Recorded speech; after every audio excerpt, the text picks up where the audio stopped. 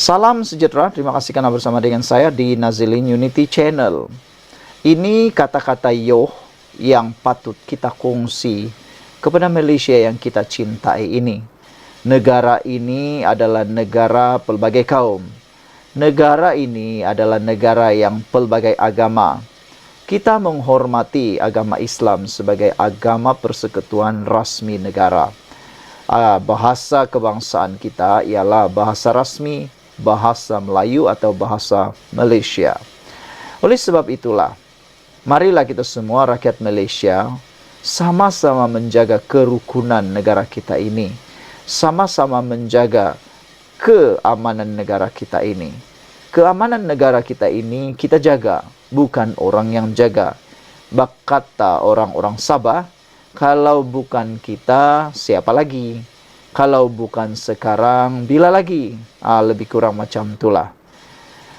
Saranan daripada Menteri Belia dan Sukan, yaitu Hannah Yeoh, yang merupakan salah seorang menteri kesayangan, kesukaan saya dan anda, yang merupakan seorang menteri yang paling kompeten saya lihat sekarang dalam Kabinet Anwar Ibrahim. Bijaksananya beliau menyelesaikan pelbagai masalah dan dilihat bekerja keras untuk membangun negara Malaysia. Beliau kata, Hannah Yeoh kata, jangan termakan umpan agama dan kaum Perikatan Nasional. Pihak polis telah pun menyarankan semua, bahkan Ketua Duli Yang Maha Mulia di-Pertuan Agong juga telah menyarankan, jangan mainkan isu 3R. Perpaduan negara Malaysia ini jauh lebih penting daripada politik dan kuasa yang jadi rebutan. Keamanan yang ada di Malaysia ini bukan senang untuk dibuat. Semuanya memerlukan masa yang panjang untuk dibentuk dan dibina. Tapi ingat, ianya boleh hancur dalam sekelip mata. Oleh sebab itulah, apabila Hannah Yeoh kata jangan termakan umpan agama kaum Perikatan Nasional, itu satu perkara yang sangat menarik perhatian kita. Pada pendapat saya, bukan saja Perikatan Nasional sebenarnya, tapi semua parti politik, gabungan parti politik, haruslah jangan bermain umpan agama dan umpan kaum. Tak pedulilah siapa, pembangkang kah, kerajaan kah, dari Semenanjung Malaysia kah, dari Sabah kah, dari Sarawak kah. Semua kita jangan bermain umpan agama, umpan kaum. Tapi apa yang dikata oleh Hannah Yeoh ini mungkin berbentuk politik kerana beliau daripada parti kerajaan. Jangan termakan umpan agama kaum Perikatan Nasional, kata Yeoh. Menteri Belia dan Sukan Hannah Yeoh mengingatkan rakan-rakan ahli parlimen kerajaan agar tidak terpengaruh dengan provokasi kaum dan agama pembangkang. Ini satu perkara yang sangat kita berikan kredit kepada Hannah Yeoh. Kerana pancingan ataupun provokasi kaum dan agama daripada pembangkang, kalau disambut, umpannya dimakan, umpannya, pancingannya termakan oleh ahli parlimen kerajaan, maka negara ini akan kucar-kacir. Negara ini tidak akan ada amannya. Jadi itu sebabnya Hannah Yeoh kata, jangan termakan, jangan terpengaruh dengan provokasi kaum dan agama pembangkang. Sambil menyerlahkan blok pembangkang yang terdiri daripada Bersatu dan PAS adalah parti berasaskan kaum dan agama, kata Yeoh adalah tidak menghairankan bagi mereka untuk mengheret setiap perkara menjadi isu dan kaum dan agama. Memetik kontroversi baru-baru ini mengenai pengiktirafan bak kuteh sebagai hidangan warisan negara, dia berkata makanan itu bukannya satu-satunya yang disenaraikan dan menjelaskan mengapa isu itu dimainkan oleh pembangkang. Ia kerana mereka, iaitu pembangkang, mempunyai penonton seperti itu. Akibatnya, perkara yang bukan masalah sebelum ini boleh menjadi masalah hari ini, kata Yeoh. Jadi, apa yang kita fahami ialah pihak pembangkang memang sengaja menggunakan isu itu karena penontonnya juga suka menonton isu seperti itu. Itu yang dikatakan oleh Hanayo. Kecaman yang kita dengar hampir sama dengan apa yang kita dengar pada tahun 2018 ketika Pakatan Harapan mula-mula mengambil alih Putrajaya. Ketika itu UMNO dan PAS berada dalam barisan pembangkang. Kamu perlu memahami sifat pembangkang. Dan bagi kami, jangan termakan umpan yang mereka cuba pancing kami. Kata Yo semasa wawancara eksklusif dengan Malaysia Kini di kementeriannya pada Kamis 4 April lalu. Jadi, sangat bijaksana jawaban Hanayo ini. Apabila dia kata, kamu perlu memahami sifat pembangkang. Dan bagi kami, jangan termakan umpan yang mereka cuba pancing kami itu, kata Hanayo. Jadi ini satu peringatanlah kepada semua pihak kerajaan maupun pembangkang. Kalau ada orang yang cuba memancing berkait dengan isu-isu 3R, janganlah makan umpan pula. Biarkan sajalah dia bercakap-cakap sendirian, jangan dilayan. Karena kata Hanayo itu tidak perlulah terpancing. Karena memang sifatnya pembangkang, dia akan mencari isu, memancing kerajaan, kata Hanayo. Menurut Wakil Rakyat DAP itu, pembangkang memainkan sentimen perkauman dan agama semasa pemerintahan Pakatan Harapan, tidak seperti ketika gabungan berbilang kaum itu sendiri dalam pembangkang. Rakyat mengangkat ia adalah masa aman semasa PH menjadi pembangkang, kata Hanayo. Dalam perkembangan berasingan, Hanayo memberi jaminan bahawa pentadbiran yang diterajui Perdana Menteri Anwar Ibrahim sedang gigih berusaha untuk melakukan pembaharuan. Ia susulan bidasan daripada penyokong bahawa kadar reformasi adalah terlalu perlahan dan tiada peningkatan serta kemajuan yang ketara. Sebagai tindak balas, Yoh memuji Menteri Jabatan Perdana Menteri Undang-Undang dan Pembaharuan Institusi Azalina Othman Said dan bekas Timbalan Menteri Ram Kalpal Singh kerana meluluskan beberapa undang-undang penting, antara lain termasuk Undang-Undang Anti Menghendap, pemansuhan hukuman mati mandatori dan menyah kriminalisasi percubaan membunuh diri. Itu baru sahaja tahun pertama selepas kerajaan campuran mengambil alih Putrajaya. Ramai menteri juga sudah mula mendesak reformasi di pelbagai kementerian. Mesej saya kepada penyokong kami ialah, kita semua mahukan pembaharuan dan saya boleh memberi jaminan kepada penyokong bahawa kami sedang bekerja keras untuk menjayakan perkara ini, tambah Hanayo lagi. Sekian dulu untuk kali ini. Jangan lupa tinggalkan komen anda, tekan butang subscribe. Kita jumpa lagi. Bye-bye. Salam sejahtera, terima kasih karena bersama dengan saya di Nazilin Unity Channel. Isu hangat pada pagi ini ialah pengganti Anwar Ibrahim. Sebelum kita teruskan ulasan kali ini, jangan lupa tinggalkan komen anda dalam isu yang kita bincangkan pagi ini. Persoalan netizen ialah kalau tiba-tiba Anwar tiada, kalau tiba-tiba Anwar pergi, kalau tiba-tiba Anwar sakit, siapa yang boleh menggantikan Anwar Ibrahim sebagai Perdana Menteri dan siapa yang akan menjadi pengganti Anwar Ibrahim di PKR. Ramai yang boleh menyenaraikan perkara-perkara tersebut. Tapi kita lihat dulu. Satu persatu gabungan parti politik. Tak adil hanya melihat kepada PKR ataupun Pakatan Harapan. Dalam Pakatan Harapan, ada beberapa orang yang sangat berpotensi menjadi Perdana Menteri kalau Anwar Ibrahim tiada. Dalam Pakatan Harapan ada beberapa komponen kerajaan. Ada komponen seperti Parti Amanah, Parti DAP dan juga Parti Pakatan Parti PKR, Keadilan Rakyat. Dalam parti ini, ramai sebenarnya yang sangat berpotensi menjadi Perdana Menteri. Melihat kepada Pakatan Harapan, ada itu. Manakala di Barisan Nasional, di Gabungan Barisan Nasional pula, ada gabungan besar. Yang terbesar ialah UMNO, MCA, dan MIC. Nah, sekarang ini kalau dilihat, siapa yang boleh menggantikan pengerusi Barisan Nasional Zahid Hamidi?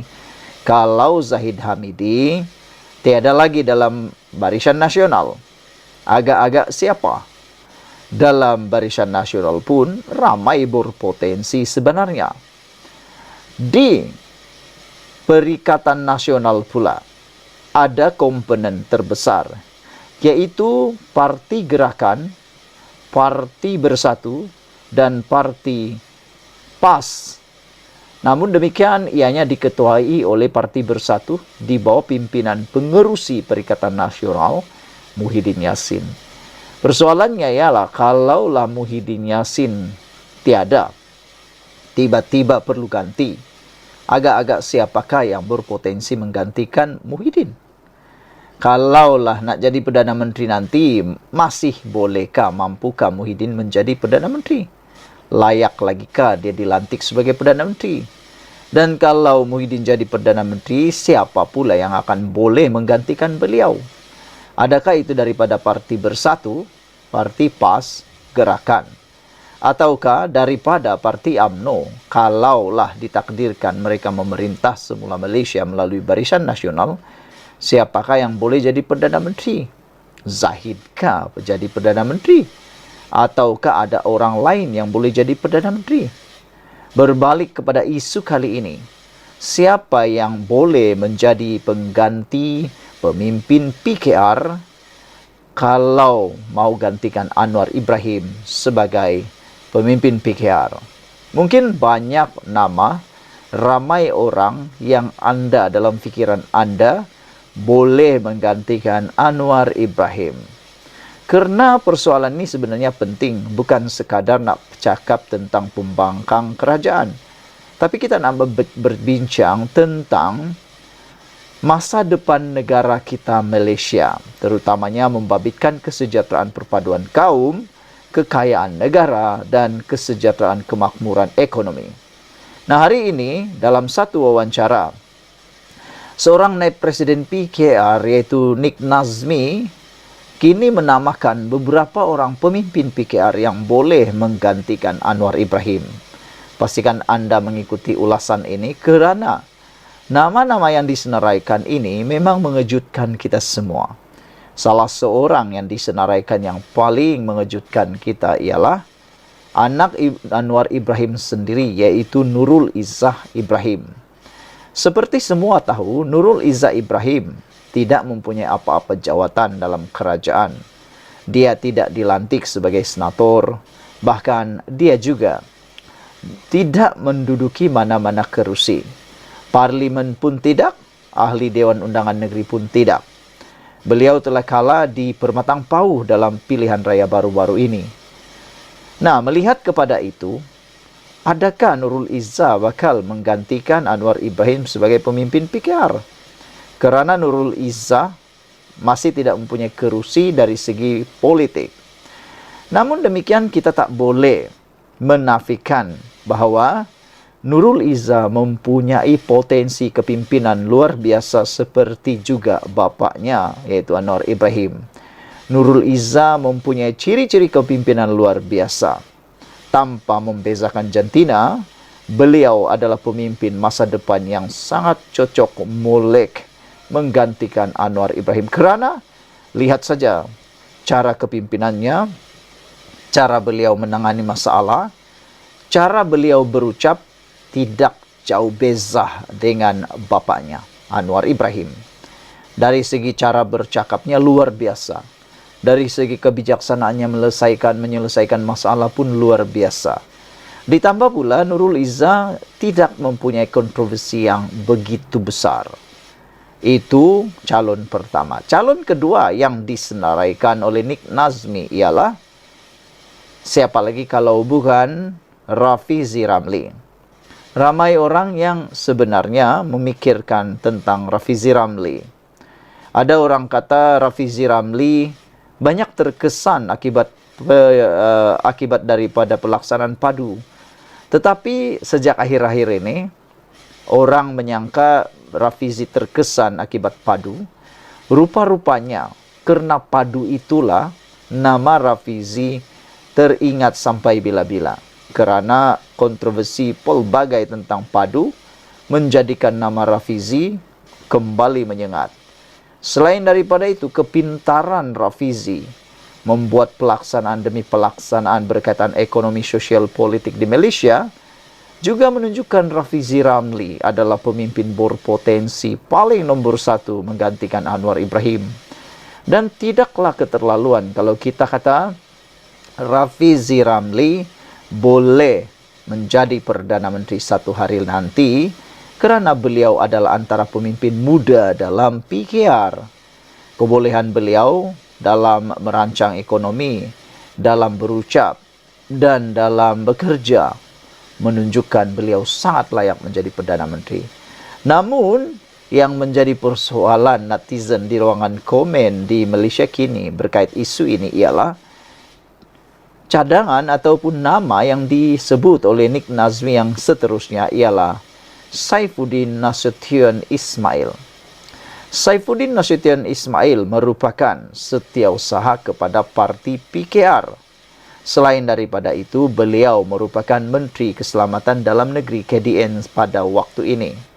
Oleh sebab itulah Nik Nazmi mencadangkan atau mengatakan bahawa Saifuddin yang merupakan setiausaha agung PKR juga mempunyai potensi dan layak menggantikan Anwar Ibrahim. Baik, kita lupakan Saifuddin Nasution Ismail kerana ramai yang sebenarnya menimbulkan tanda tanya berkait beliau. Tetapi yang juga boleh diangkat sebagai Perdana Menteri yang seterusnya ialah Amiruddin Syari. Boleh menggantikan bukan Perdana Menteri sahaja tetapi menggantikan kepimpinan Anwar Ibrahim dalam PKR. Hal ini kerana menurut Nik Nazmi, Amiruddin memegang jawatan Menteri Besar Selangor, yang mana jawatan tersebut adalah antara jawatan paling mencabar sekali yang ada di Malaysia. Mentadbir sebuah negeri yang kaya, mentadbir sebuah negeri yang termaju di Malaysia, mentadbir sebuah negeri yang jadi rebutan antara parti-parti politik adalah satu bukti bahawa Amiruddin Syari layak menggantikan Anwar sebagai pemimpin PKR. Jadi saudara, sebelum kita berpisah, apa pula pendapat anda semua? Siapakah yang layak menggantikan Anwar Ibrahim sebagai pemimpin PKR? Selain daripada itu, anda boleh menamakan siapa yang boleh menggantikan Muhyiddin Yassin, Hadi Awang, siapa pula yang boleh menggantikan Zahid Hamidi dalam UMNO. Semua parti politik yang saya sebutkan tadi itu adalah parti politik gergasi yang ada di Malaysia. Siapa yang boleh gantikan pemimpin di DAP dan juga pemimpin yang ada dalam parti. Tinggalkan dulu politik yang ada di Sabah Sarawak. Nantilah kita lihat siapa yang boleh gantikan pula pemimpin-pemimpin yang ada di Sabah. Kita cerita dulu apa yang ada di Semenanjung Malaysia. Sekian dulu untuk kali ini. Jangan lupa tinggalkan komen anda, tekan butang subscribe. Bye-bye.